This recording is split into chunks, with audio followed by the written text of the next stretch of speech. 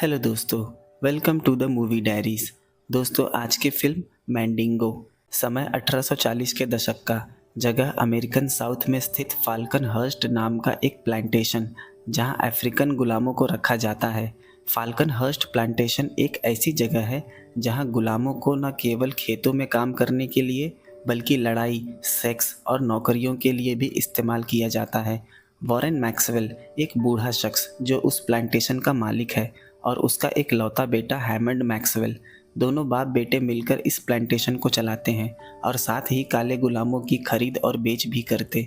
Warren अपने बेटे Hammond को सिखाता है कि एक अच्छा पुरुष वही होता है जो अपनी ज़रूरत के लिए गुलामों का पूरा उपयोग करे। उसी प्लांटेशन में काम करने वाली एक जवान गुलाम लड़की एलन, जो हैमंड की बेडवेंच है। बेडवेंच शब्द का मतलब होता है एक ऐसी गुलाम औरत जिसे उसका मालिक यानी सफ़ेद लोग सेक्सुअल सुख के लिए रखते थे। ये शब्द अमेरिकन स्लेवरी के दौरान इस्तेमाल किया जाता था, जब प्लांटेशन के मालिक अपनी मर्जी से किसी गुलाम महिला को चुनते थे जिसे वो अपने बेडरूम में सुलाते। इसलिए बेड यानी बिस्तर और वेंच यानी औरत। एलेन डरी हुई होती है, लेकिन उसके पास इनकार करने का कोई अधिकार नहीं। धीरे धीरे एलेन और हैमंड के बीच एक रिश्ता बनने लगता है जो बाहर से प्रेम जैसा दिखता है, लेकिन असल में वो एक गुलामी और मालिक का रिश्ता होता है। एक दिन हैमंड एक ज़बरदस्त मैंडिंगो लड़ने वाला गुलाम को खरीदता है। उसका नाम मेडे है। उसका शरीर बिल्कुल पहलवानों जैसा था और प्लांटेशन के लिए एक इन्वेस्टमेंट भी। एक ताकतवर मैंडिंगो गुलाम जिसे सिर्फ लड़ने के लिए खरीदा गया है। वहाँ एक वाइट महिला भी आई थी जिसे मेडे पसंद आया। वो उसे शारीरिक सुख के लिए इस्तेमाल करना चाहती थी, लेकिन हैमंड सबसे ज़्यादा कीमत देकर उसे खरीद लेता है। हैमंड का पिता वॉरेन अक्सर उसे शादी के लिए टोका करता कि उसे जल्द से जल्द शादी कर लेनी चाहिए ताकि उन्हें इस प्लांटेशन का वारिस मिल सके। लेकिन हैमंड शादी में ज़रा भी उत्सुक नहीं, क्योंकि उसकी सारी ज़रूरतें गुलाम एलेन से ही पूरी हो जाती। दूसरे दिन जब हैमंड एक गुलाम को सजा दे रहा था, तभी वहाँ एक शख्स आया। उसका नाम चार्ल्स है। वो और हैमंड बचपन में एक साथ खेला करते थे, लेकिन बचपन के बाद आज मुलाकात हुई।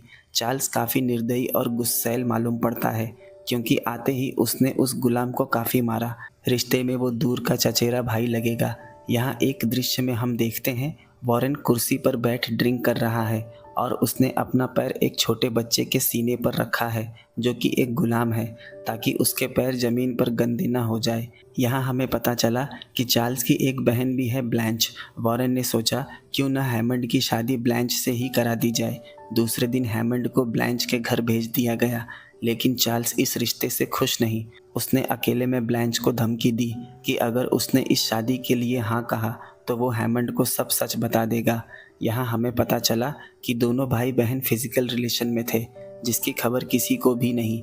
लेकिन ब्लैंच ने भी साफ कह दिया कि उसे कोई फ़र्क नहीं पड़ता, क्योंकि अगर ऐसा कुछ हुआ तो इसमें सबसे ज़्यादा बदनामी तो चार्ल्स की ही होगी, इसलिए वो ऐसा कभी नहीं करेगा।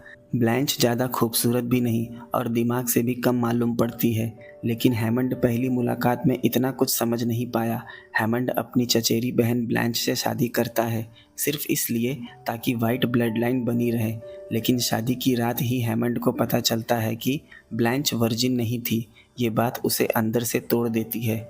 दोनों में इस बात को लेकर जमकर बहस हुई, क्योंकि ब्लैंच भी इस सच को स्वीकार करने के लिए तैयार नहीं, और ना ही वो बता सकती है कि वो शख्स कोई और नहीं, उसका भाई चार्ल्स ही है। उस दिन के बाद से कहीं न कहीं दोनों के बीच दूरियां बढ़ने लगी। अब उसने ब्लैंच के साथ समय बिताना ही बंद कर दिया। यहाँ ब्लैंच को उसकी स्लेव एलन की भी खबर हो गई थी, क्योंकि ब्लैंच से दूरियां बढ़ने के बाद वो अब एलन के साथ ज़्यादा समय बिताने लगा था, और इस बात से उसका पिता वॉरेन भी खुश नहीं। वो चाहता था कि हैमंड ब्लैंच के साथ ज़्यादा से ज़्यादा समय बिताए ताकि उसे एक वारिस मिल सके। लेकिन हैमंड यहाँ एलन के लिए पूरी तरह से पागल। वो ब्लैंच को खुद को हाथ भी नहीं लगाने देता, जिस वजह से वो ज़्यादा से ज़्यादा शराब का सेवन करने लगी। हैमंड मेडे और दूसरे गुलामों की फ़ाइट करवाता, सिर्फ उसकी ताकत परखने के लिए, ताकि उसे एक बड़ी फ़ाइट के लिए तैयार किया जा सके, जिससे और अच्छे पैसे कमाए जा सके। एलन को भी लगने लगा था कि हैमंड उससे सच्चा प्यार करता है, लेकिन समाज की नज़र में वो सिर्फ उसकी गुलाम बेडवेंच है। दूसरे दिन एक गुलाम प्लांटेशन से भागने की कोशिश करता है, लेकिन मेडे की वजह से पकड़ा गया। बाद में उसे सज़ा के तौर पर फांसी पर लटका दिया गया। उसकी मौत हो गई। ये देख मेडे को काफ़ी दुख हुआ, क्योंकि वो भी ब्लैक कम्युनिटी से ही है, तो अपने ही गुलाम साथी को मरवाना उसके लिए काफ़ी शर्म की बात थी। एक दिन जब हैमंड बाहर कुछ काम से गया हुआ था, तो ब्लैंच नशे में धुत और गुस्से में उसने एलन को कमरे में बुलाया। एलन डरी हुई कमरे में आई। ब्लैंच को अब एलन से जेलसी होने लगी थी। वो उसे खुद से नीच समझती है। उसे वहाँ बहुत गालियाँ दी और उसकी पीठ पर कई कोड़े मारे। एलन चीखती रही, लेकिन ब्लैंच ने अपना सारा गुस्सा उस पर उतार दिया। एक दूसरी स्लेव महिला ने आकर एलन को बचा लिया, वरना आज उसकी जान चली जाती। मेडे का दूसरे गुलाम के साथ जानलेवा मुकाबला करवाया गया। मेडे जीत जाता है, लेकिन उसकी जीत भी प्लांटेशन मालिक के लिए होती है, उसके लिए नहीं। उसका शरीर तो जीत जाता है, लेकिन उसकी आत्मा हार जाती है। आखिर काम ख़त्म कर हैमंड 4 दिनों बाद वापस लौट आया। उसका पिता भी उसके साथ लौट आया। एक स्लेव महिला ने उस दिन की सारी आपबीती सुनाई। वॉरेन एलन के पास गया और उसके पीठ के जख्म देखे। उसने कहा कि इस बात को राज बनाए रखना, हैमंड को इसकी खबर नहीं लगनी चाहिए, वरना मुसीबत खड़ी हो जाएगी। एलन भी अपने आंसुओं के साथ अपना सारा दर्द पी गई। हैमंड एलन के पास आया, उससे उसका हाल पूछा, लेकिन उसने कुछ भी नहीं बताया। वॉरेन गुस्से में ब्लैंच के कमरे में गया और उसे काफ़ी कुछ सुनाया कि उसे हमेशा सच धज कर तैयार रहना चाहिए, ताकि हैमंड देखते ही उसकी तरफ आकर्षित हो जाए। वहाँ हैमंड भी आ गया। वॉरेन ने दोनों से कहा कि कुछ भी करो, बस मुझे एक वारिस चाहिए। हैमंड उसके लिए नेकलेस लाया था और उसकी मैचिंग ईयरिंग उसने एलन को दे दी थी। लेकिन जब रात ब्लैंच ने सेम ईयरिंग एलन के कानों में देखी, तो उसने अपना आपा खो दिया और नेकलेस उतार कर वहीं रख दिया। उस रात ब्लैंच और हैमंड में बहुत बहस हुई। दूसरे दिन हैमंड प्लांटेशन से कुछ गुलामों को बेचने के लिए अपने साथ ले गया। उसने सफ़र में अपने साथ एलन को भी ले लिया, क्योंकि पिछली बार की तरह वो उसे यहाँ अकेला नहीं छोड़ना चाहता था। एक दिन ब्लैंच अपने ईर्ष्या और तन्हाई में मेडे को कमरे में बुला लेती है। रात का समय है। घर के कोने में एक अंधेरा कमरा, जहाँ सिर्फ एक हल्की सी रोशनी पर्दे से छन कर अंदर आ रही है। पिछले कुछ दिनों से घर में संकोच और सन्नाटा छाया हुआ था, लेकिन इस कमरे में अब कुछ और होने वाला है। एक ऐसा पल जो इज्जत, जाति और मानवता के लिए सब नियमों को तोड़ देगा। एक पल जहाँ रंग, जात, मर्यादा सब चूर चूर हो जाते हैं।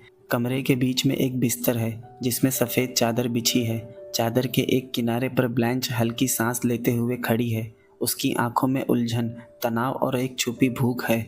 उसका चेहरा बेचैन है, लेकिन उसके कदम रुकने को तैयार नहीं। दरवाज़ा धीरे से खुलता है।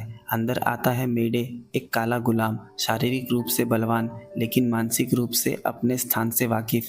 उसका जिस्म पसीने से चमक रहा है, जैसे दिन भर खेतों में काम करके आया हो। मेडे चुपचाप खड़ा रहता है। ब्लैंच उसके करीब आती है, उसकी आंखों में देखती है, लेकिन बिना कुछ कहे वो धीरे धीरे उसके कपड़ों को खोलती है।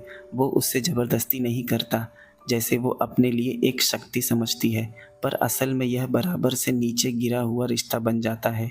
वो दृश्य एक बिना शब्दों के समझौता का प्रतिनिधित्व करता है, जहाँ एक औरत अपनी सप्रेस्ड डिज़ायर का विश्लेषण कर रही है और एक आदमी जिसे समझने, कभी ना कहने का हक दिया ही नहीं। ये कोई प्रेम का पल नहीं, यह है गुलामी के युग का सबसे बड़ा जटिल, सबसे अस्वाभाविक और सबसे कठोर सच, जहाँ जिस्म की अपेक्षा और मानवता की हार ज़्यादा दिखाई देती है। हैमंड और एलन वापस घर आ गए। वहाँ एक ब्लैक महिला ने एक बच्चे को जन्म दिया था, जिसे देख हैमंड और उसका पिता काफ़ी खुश हुए, क्योंकि एक और गुलाम उनकी लिस्ट में जुड़ गया था। बच्चे पैदा करने के लिए वो मेडे का इस्तेमाल करते। मेडे को ये बिल्कुल पसंद नहीं, लेकिन वो गुलामी की बेड़ियों में जकड़ा मामूली सा गुलाम है। यहाँ हैमंड ने एलन को एहसास दिलाया कि उसकी जगह कोई नहीं ले सकता। एलन को भी हैमंड का प्यार उसके लिए अब सच्चा लगने लगा। हम देखते हैं ब्लैंच प्रेग्नेंट है। वक्त बीत गया, उसने एक बच्चे को जन्म दिया। सबको लगता है यह हैमंड का बच्चा होगा, पर जब बच्चा पैदा हुआ तो उसका रंग कुछ और कह रहा था। बच्चा ब्लैक है। यहाँ हमें पता चलता है कि ये मेडे का बच्चा है। ब्लैंच डरने लगी कि हैमंड तो इसे कभी नहीं स्वीकार करेगा, क्योंकि उसे तो ब्लैंच पर शादी के पहले दिन से ही शक था। जब हैमंड कमरे में आया तो बच्चे को देख उसका खून खौल उठा और उसने गुस्से में अपनी बंदूक ली और मेडे को मारने चला गया। एलन ने उसे रोकने की कोशिश की, लेकिन हैमंड ने उसे गुलाम कहकर पैर से धक्का दे दिया। ये जान एलन हंसने लगी, क्योंकि उसे पता चल गया कि वाइट लोग उन्हें कभी अपनी बराबरी का दर्जा नहीं दे सकते। वो उसकी बातें सारी झूठी निकली। उसने पहले मेढे को गोली मारी, फिर उसे एक उबलते पानी के टब में धक्का दे देता है। चीखें उठती हैं, पर प्लांटेशन में उनकी कोई सुनवाई नहीं होती। रंग के गुनाह की सज़ा मौत से दी जाती है। मेढे को भी मार दिया गया, जो कुछ कह नहीं सका, सिर्फ सह सकता था। मेढे को तड़पता देख एक गुलाम ने हैमंड से बंदूक छीन ली और उसके पिता वॉरेन को गोली मार दी, जिससे उसकी वहीं मौत हो गई। ये देख हैमंड टूट गया और कहानी इसी दृश्य के साथ ख़त्म हो गई। उन्होंने वो दर्द झेला जिसे शब्दों में बांधना आसान नहीं है। काले अफ्रीकी पुरुषों को जबरन उनके घरों से घसीटा गया। उनके हाथ पैर लोहे की जंजीरों में जकड़ दिए गए। उनकी आंखों में डर नहीं, अपमान और बेबसी जल रही थी। किसी को उसकी पत्नी से अलग किया गया, किसी माँ की गोद से उसका बच्चा छीन लिया गया। चीखें गूंजती थी, मगर उनके कानों पर जूं तक नहीं रेंगती, क्योंकि जिनके पास ताकत थी उनकी आत्मा लगभग मर चुकी थी। लंबे समुद्री सफ़र में उन्हें जहाज़ों के अंधेरे तहखानों में कैद कर दिया गया। वहाँ हवा नहीं थी, न रोशनी, न साफ पानी, न इंसान जैसा व्यवहार। मलमूत्र, खून और पसीने की बदबू से भरी उस तंग जगह में दर्जनों लोग एक दूसरे के ऊपर सड़ते थे। कुछ भूख से मर जाते, कुछ बीमारियों से, और जो जिंदा रहते उन्हें मरे हुए शरीरों के साथ रहना पड़ता था। कई बार कोई माँ अपने ही बच्चे की लाश को गोद में लिए हिचकियाँ लेती रहती थी, लेकिन कोई नहीं सुनता। जिन्हें जिंदा मंजिल तक पहुँचाया जाता था, उनके लिए भी ज़िंदगी मौत से बदतर होती थी। उन्हें खेतों में दिन रात जानवरों की तरह काम कराया जाता। सूरज निकलने से पहले उठना और तब तक काम करना जब तक शरीर गिर न पड़े। पीठ पर कोड़े पड़ते, जख्म सड़ते, लेकिन दवा नहीं मिलती। औरतें मालकिनों और मालिकों की वासना का शिकार बनती। उनकी आत्मा रोज मारी जाती थी। बच्चे माँ की गोद से छीनकर अलग गुलामों की तरह बेच दिए जाते। वहाँ रोने की भी इजाज़त नहीं थी। वहाँ गुलामों की कोई भावनाएं नहीं मानी जाती थी। उन्हें पढ़ने का हक नहीं था, बोलने का हक नहीं था, अपने धर्म, भाषा, संस्कृति को मानने का हक नहीं था। वे सिर्फ एक शरीर थे, उपयोग के लिए। वे जीते थे पर इंसान नहीं कहलाते थे। उनके आंसू दिखते थे, लेकिन उन्हें बहने की इजाज़त नहीं थी। हर रात उनके दिल में एक ही सवाल उठता था, क्या मैं कभी आज़ाद हो पाऊँगा? क्या मेरे बच्चे इंसान की तरह जी पाएंगे? और हर सुबह वो सवाल फिर कोड़े की मार से दबा दिया जाता था। उनका दर्द वही जान सकता है जिसने अपनी पहचान, अपनी ज़मीन, अपनी माँ की ममता और अपने शरीर की आज़ादी को धीरे धीरे छीनते देखा हो और फिर भी जिंदा रहना पड़ा हो। दोस्तों, सामाजिक नपुंसकता किसी भी समाज के पतन की शुरुआत होती है। ये कहानी सिर्फ गुलाम की नहीं, मानवता के पतन की है, जहाँ रंग, जात, जाति भेद और वासना सब कुछ इंसान के अंदर के अंधेरों को नंगा करता है। जहाँ पाप, हत्या, गुलामी, यौन शोषण सब कुछ मानवता के नाम पर छुपा दिया जाता है। दोस्तों, कहानी पसंद आई हो तो वीडियो को लाइक, शेयर और चैनल को सब्सक्राइब जरूर कर दें। मिलते हैं अगले वीडियो में एक नए एक्सप्लेनेशन के साथ।